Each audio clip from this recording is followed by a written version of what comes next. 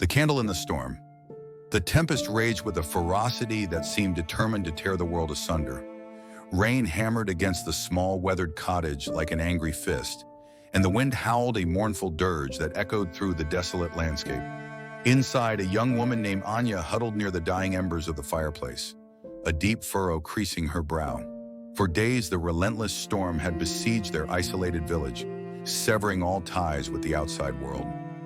Food supplies were dwindling rapidly, and a chilling despair had begun to grip the hearts of the villagers, heavy and suffocating like the storm clouds overhead.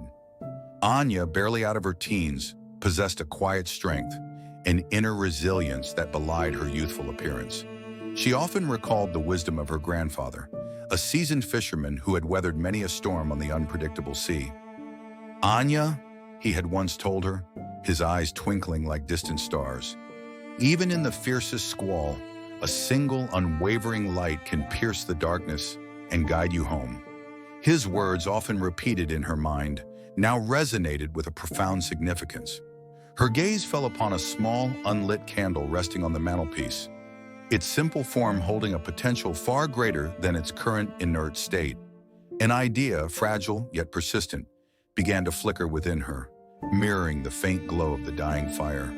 She sought out the village elder, a man whose face was etched with the hardships and wisdom of many seasons.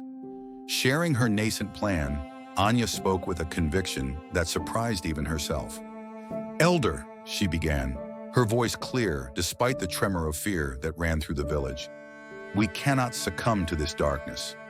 Waiting for the storm to simply cease might mean waiting for too long. I propose that a small group of us venture towards the neighboring village for aid. I will go first, carrying a lantern. Its light will be our beacon, a testament to our hope and a guide for those who follow." Doubt and fear clouded the faces of the elder and the others gathered. The journey to the next village was treacherous even in fair weather, crossing a winding path through dense woods and a narrow, often flooded ravine. To attempt it in the midst of such a violent storm seemed like courting disaster. Yet there was a compelling earnestness in Anya's eyes, a quiet determination that slowly began to erode their apprehension. After a long silence, the elder nodded, his weathered face etched with a mixture of worry and reluctant admiration. "Your spirit is strong, Anya," he said, his voice raspy, "and perhaps in this darkness, a single spark is all we need. Choose wisely those who will accompany you." A small band of the bravest villagers stepped forward, their faces pale but their resolve firm. Anya, clutching a sturdy lantern, its wick carefully trimmed, took the lead. Stepping out into the tempest was like entering the maw of a beast.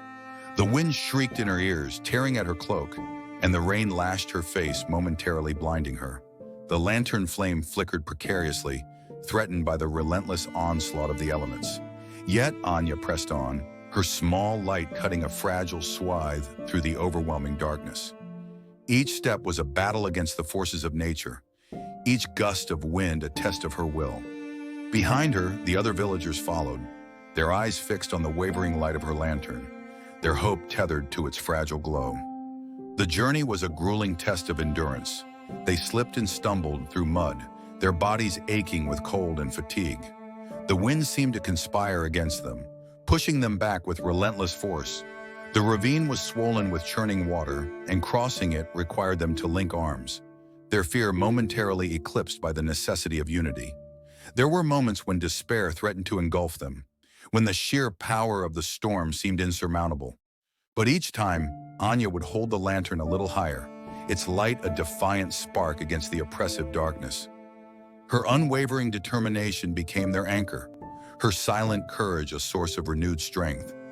Hours crawled by, each one an eternity of struggle.